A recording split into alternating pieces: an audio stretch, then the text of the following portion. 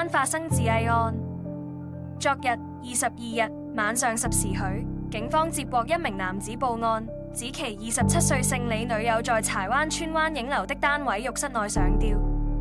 救援人員到場時，女事主已被解下，但陷於昏迷，由救護車送往東區尤德夫人那打素醫院搶救，為最終不治。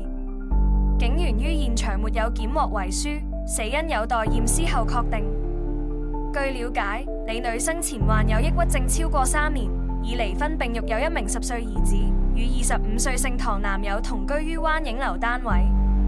昨晚約9時30分，女事主進入浴室，但約1小時後其兒子打開浴室門，卻發現她在浴室內上吊。唐男隨即將她解下並報警，李女由救護人員到場急救後，再送往東區尤德夫人那打素醫院救治，但延至晚上11時46分不治。柴灣發生自縊案。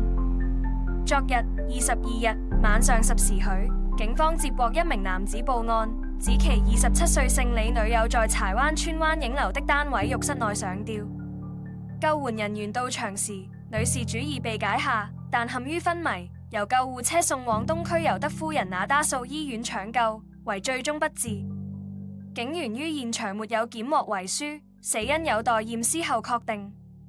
據了解，李女生前患有抑鬱症超過3年，已離婚並育有一名10歲兒子，與25歲姓唐男友同居於灣影樓單位。